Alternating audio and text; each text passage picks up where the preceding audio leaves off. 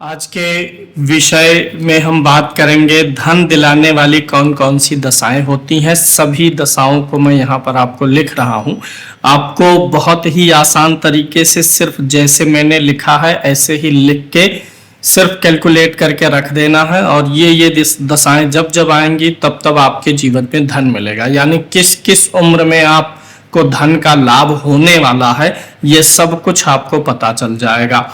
फिर उसके पहले मैं आपको बता दूं, हमारा बेसिक टू एडवांस कोर्स जिनको शुरू से एस्ट्रोलॉजी सीखनी है उनके लिए भी बैच प्रारंभ हो रहा है, और जिनको बेसिक्स का नॉलेज है, जिनको 1.5 से 2 घंटे का प्रेडिक्शन सीखना है कि कैसे कुंडली पर करते हैं, किसी एक कुंडली पर 1.5 से 2 घंटे का प्रेडिक्शन या उससे लंबा प्रेडिक्शन, तो उसके लिए भी क्लासेस शुरू होने वाली हैं। परामर्श के लिए भी आप हमसे संपर्क कर सकते हैं। ये हमारा नंबर है यहाँ पर 7800771770। इस पे आप हमसे संपर्क कर सकते हैं।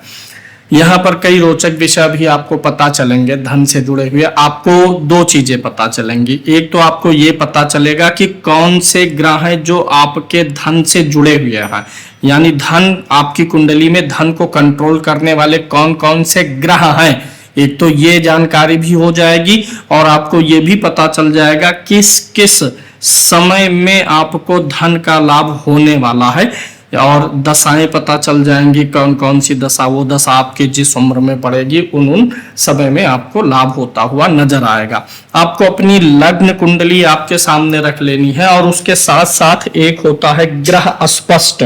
ग्रह स्पष्ट में ग्रहों की डिग्री लिखी होती है, ग्रह किस राशि में है, किस नक्षत्र में है, और उस नक्षत्र का स्वामी कौन है, इसकी ज्यादा हमें आज के वीडियो में जरूरत पड़ेगी। तो ये आपके सामने एक लगन कुंडली है, उसका ग्रह स्पष्ट है। मैं जैसे करता हुआ चलूंगा वैसे आपको करना है। सबसे पहले आपको नोट कर लेना है कि धन भाव में बैठा ग्रह, अब ये हर कुंडली में नहीं मिलेगा, यानी कि इसीलिए मैं यहाँ पर बता देता हूं कि ये सारी दशाएं सबको नहीं मिलती हैं। जितनी अधिक से अधिक दशा मिलती है, आप यह भी जानना चाहते हैं कि आप कितने धनी होंगे, यानी आपकी कुंडली में धन का लेवल A क्लास का है कि नहीं है, ये भी आपको पता चल जाएगा। कैसे? यहाँ पर जितने सूत्र दिए गए हैं, मतलब जो भी चीजें लिखी गई हैं, इसमें से अगर 10 चीजें भर जाएंगी तो आप समझिएगा कि आपकी कुंडली में धन का योग भी बहुत मजबूत है। अब पता चला आपके लिए सिर्फ 2-4 दशाएं ही लागू हो पा रही हैं, तो इसका मतलब यह है कि प्रकृति ने, ग्रहों ने लगातार आपके जीवन में धन का फ्लो नहीं दिया है, यानी कि ये पता चल जाएगा कि धन का फ्लो कम है, यानी धन कम आएगा जीवन में। और साथ ही साथ अगर ज्यादा कॉलम, यहाँ पर लगभग 13-14 कॉलम है, जितने अधिक भर रहे हैं आप समझ लीजिए कि धन का सोर्स आपके कुंडली में उतना ही ज्यादा एक्टिव है, तो ये भी आपको पता चलेगा। चलिए शुरू करते हैं। धन भाव में बैठे ग्रह को नोट करिएगा। इस कुंडली में धन भाव में कोई ग्रह नहीं बैठा हुआ, तो ये पहला सूत्र जिसका नहीं बैठेगा, दोनों में से दोनों मिलना जरूरी है। अब जैसे धनेश, यहाँ पर धनेश माने धन भाव का स्वामी, यहाँ पर धन भाव में 6 नंबर है, तो स्वामी कौन है? बुध है। अब ये सूत्र नहीं लागू होगा। सूत्र इसमें तभी लागू होंगे जब दोनों वाली चीजें मिलेंगी। तो यहाँ पर यह कुंडली पहले स्टेप में फेल है। जितने पॉइंट लिखे गए हैं, अगर किसी की कुंडली में सब भर गया तो समझ जाइए वह महाधनी योग लेकर के पैदा हुआ है। राजयोग अलग चीज होता है, धन योग अलग होता है। इतनी सारी चीजें मिली तो धन योग है। उसके जीवन में निरंतर धन का जब एक बार फ्लो शुरू हो जाएगा सही दशा आने पर, तो वो हमेशा चलेगा। अब दूसरा सूत्र चलते हैं। दूसरा है लाभ भाव में बैठा ग्रह। इस कुंडली में लाभ भाव में बैठे ग्रह शनि और सूर्य हैं, तो दोनों को लिख लेना है। अगर 3 ग्रह है तो तीनों को, 2 है तो 2 को, कोई नहीं है तो फिर छूट जाएगा। तो लाभ भाव में बैठे हुए ग्रह को हमने लिख लिया। अब यहाँ पर लाभेश, लाभेश मतलब लाभ भाव का स्वामी 3 नंबर की गिनती है, तो 3 नंबर का स्वामी कौन होता है? बुध होता है। किस गिनती का स्वामी? यहाँ पर गिनतियां लिखी हुई हैं, इन गिनतियों का मतलब राशि होता है, इनका कोई ग्रह स्वामी होता है। तो मैं यहाँ पर नहीं बता रहा हूं क्योंकि बेसिक सी चीज है, पहले के वीडियोस में मैंने खूब सिखाया हुआ है। अगले सूत्र में चलेंगे। लाभ भाव में बैठा ग्रह, लाभ भाव में शनि और सूर्य बैठे हैं, ये भी लिख लेते हैं। अभी लास्ट में इसको अप्लाई करना भी बताएंगे, पहले पूरा भरना है। लाभ भाव में बैठा ग्रह शनि सूर्य हो गया। आगे लिखा है धनेश, धनेश माने धन भाव का स्वामी।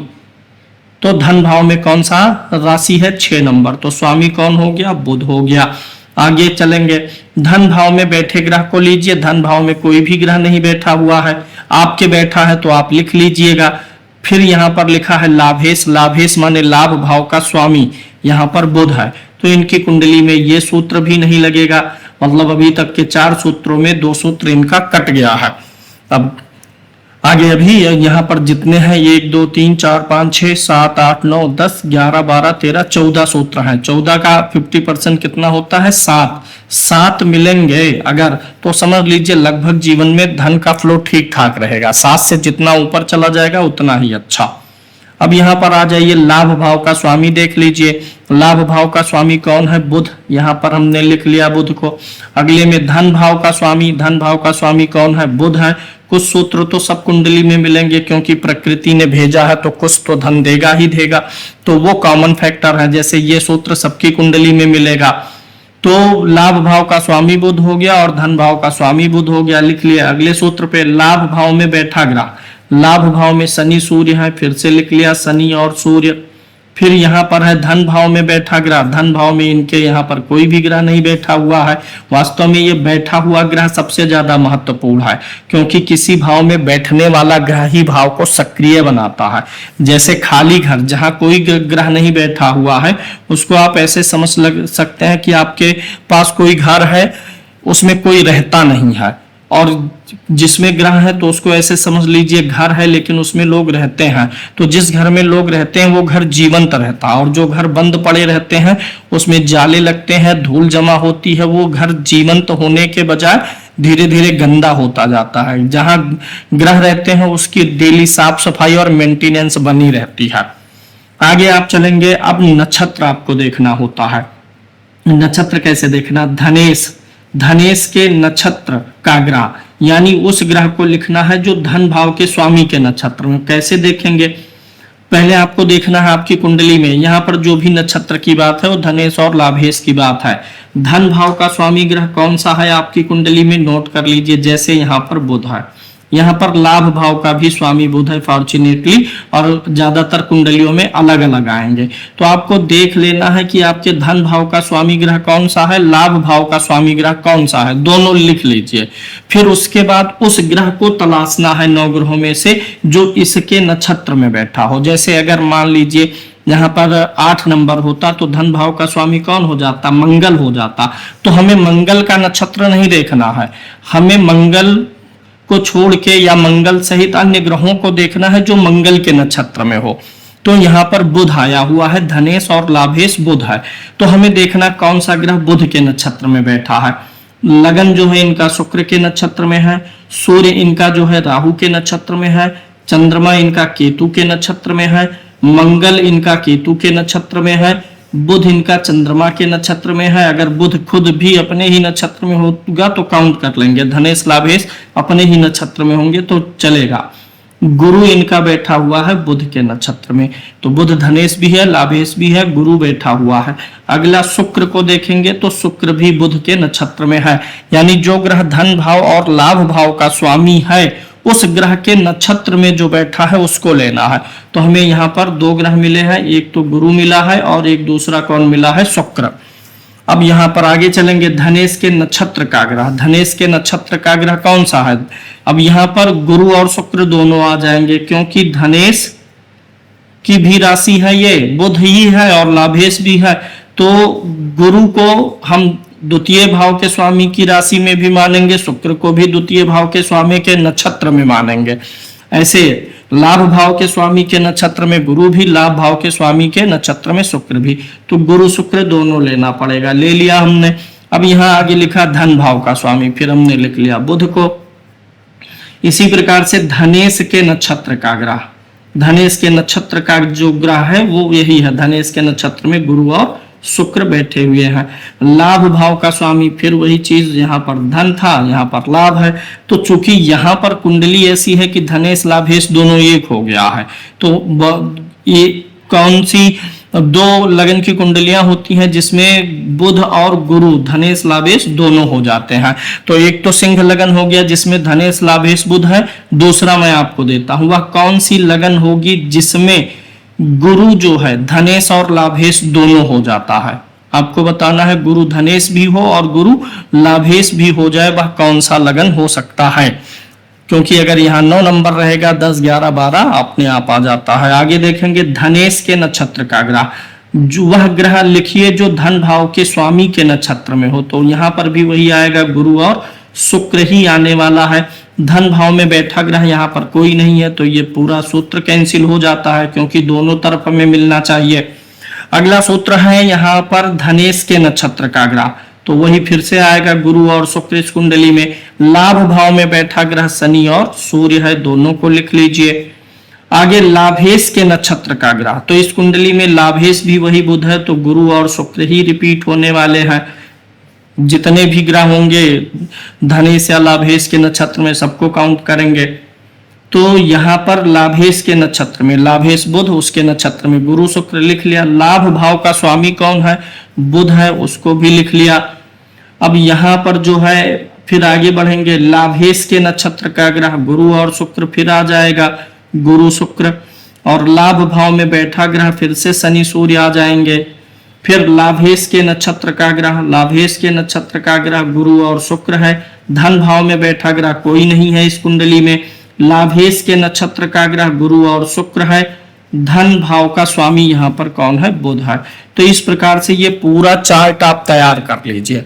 अब यहाँ पर जितने अधिक फैक्टर आपको मिल जाएंगे वो समझ लीजिएगा धन योग उतना प्रबल है। अब इस कुंडली में क्या हुआ, चूंकि धनेश लाभेश एक ही है, तो यानी जब अलग अलग होते हैं जो धनेश और लाभेश के नक्षत्र में बैठे ग्रह हैं, जब वो अलग अलग ग्रह होते हैं तो उतना ही ज्यादा जीवन में धन स्प्रेड होके आता, फैल के आता है, यानी ज्यादा लंबे समय के लिए आएगा।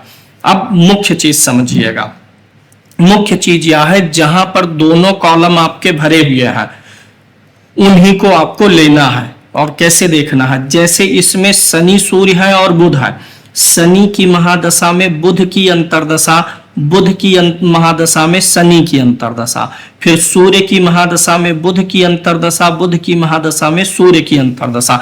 यानी इस कॉलम में जो आपके ग्रह आए हैं और इस कॉलम में जो ग्रह आए हैं उनमें से किसी एक की महादशा हो, चाहे इधर वाले ग्रह की महादशा चल रही हो और इधर वाले ग्रह की अंतरदशा चल रही हो, या इधर वाले ग्रह की महादशा हो इधर वाले ग्रह की अंतरदशा हो, उस समय में आपको धन योग बनता है।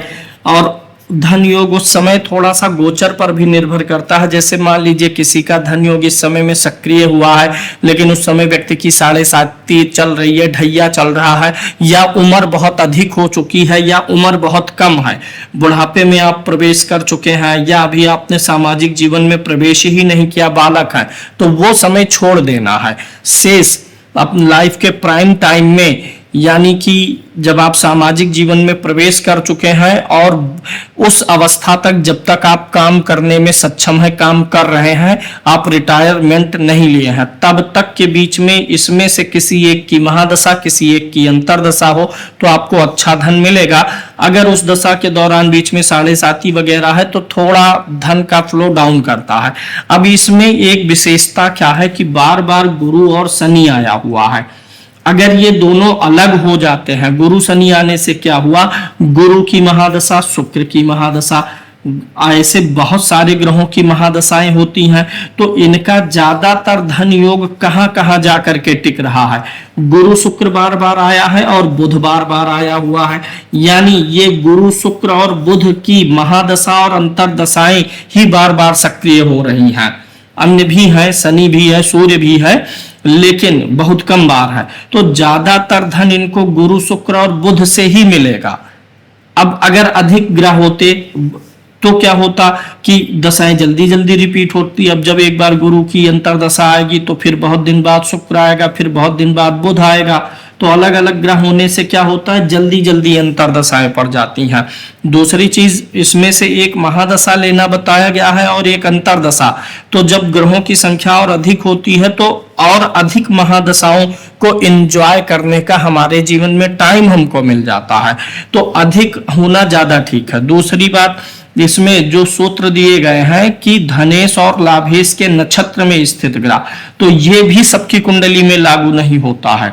बहुत मतलब हो सकता है उनकी कुंडली में धन भाव का जो स्वामी है उसके नक्षत्र में कोई ग्रह बैठा ही ना हो, लाभ भाव के स्वामी के नक्षत्र में कोई ग्रह बैठा ही ना हो, तो इसका मतलब यह नहीं है कि उनको धन नहीं मिलेगा, वो दरिद्र रहेंगे या धन जीवन में फ्लो नहीं बना रहेगा। हो सकता है कि उनकी कुंडली में कई सारे राजयोग बन गए हों, उनकी कुंडली में रोचक योग बन गया हो, लक्ष्मी नारायण योग बन गया हो, महालक्ष्मी योग, तो योग अलग से फल देंगे। यहाँ पर मैं किसी योग की चर्चा नहीं कर रहा हूं, क्योंकि योग सबकी कुंडली में नहीं बनते हैं, नॉर्मली सब दशा से देखना चाहते हैं।